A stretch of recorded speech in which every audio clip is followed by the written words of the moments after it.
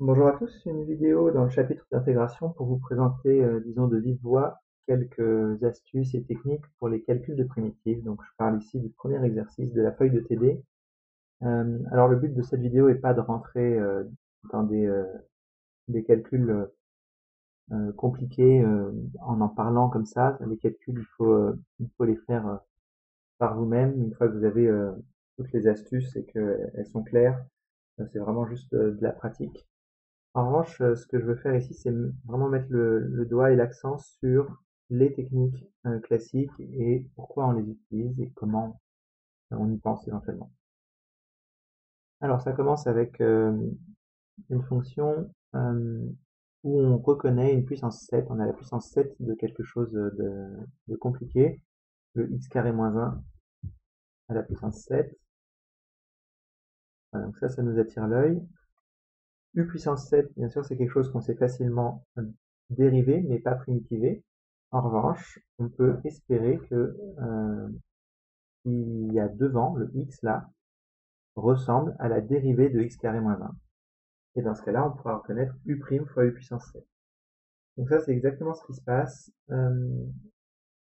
Quand on a quelque chose qui ressemble à la dérivée de x carré moins 1, il faut juste se battre un tout petit peu pour que ce soit exactement la dérivée. Donc la dérivée de x carré moins 1, c'est 2x. Pour avoir 2x, il y a l'astuce habituelle de je mets le 2 que je veux et pour compenser, je multiplie par 1 demi. Voilà, donc reconnaître un u' fois u puissance 7. Même chose un petit peu sur le deuxième exemple, le petit b. Cette fois-ci, c'est au dénominateur qu'on a un u puissance 4. Et toute chance, au numérateur, c'est exactement la dérivée de x carré plus 5x plus 8, à savoir le 2x plus 5. Donc u' sur u puissance 4, on sait primitiver en u puissance moins 3 sur moins 3. Alors, petite astuce personnelle, quand j'ai des puissances au dénominateur, je vous l'ai déjà dit, je me trompe moins facilement. En tout cas, je me trompe plus facilement quand les puissances sont au dénominateur comme ça. Donc, le u puissance 4, je le pense plutôt quand il est au dénominateur comme un u puissance moins 4. Et comme ça, voilà, la primitive de u' fois u puissance moins 4, je sais que c'est u puissance moins 3 sur moins 3. Donc, c'est le u puissance k plus 1 sur k plus 1.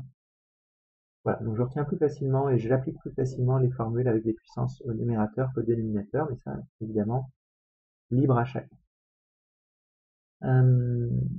L'exemple C, c'est un petit florilège de tout ce qui peut se passer avec un polynôme fois une exponentielle. Donc le modèle polynôme fois exponentielle, vous pouvez vraiment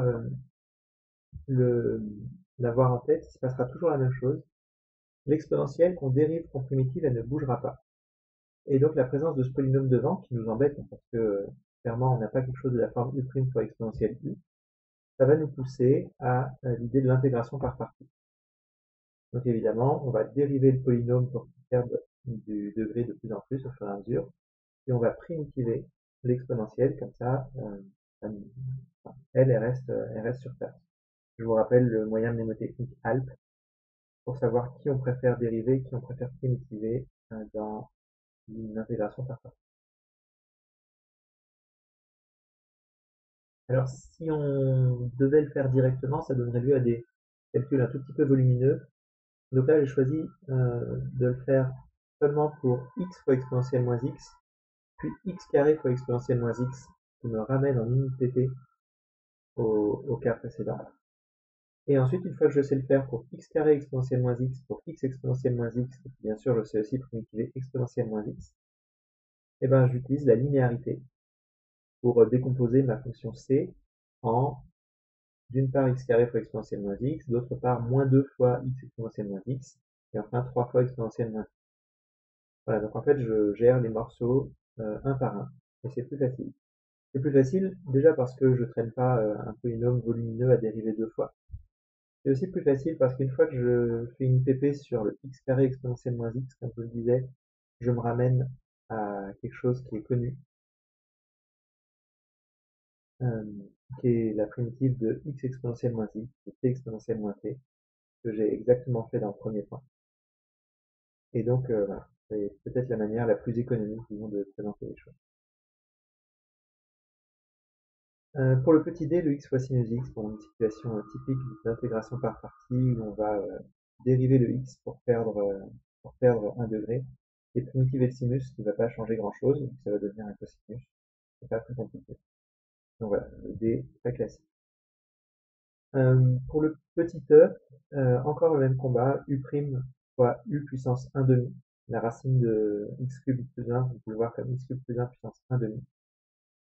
Et le x carré, c'est presque la dérivée de x cube plus 1, parce que je voudrais du 3x carré.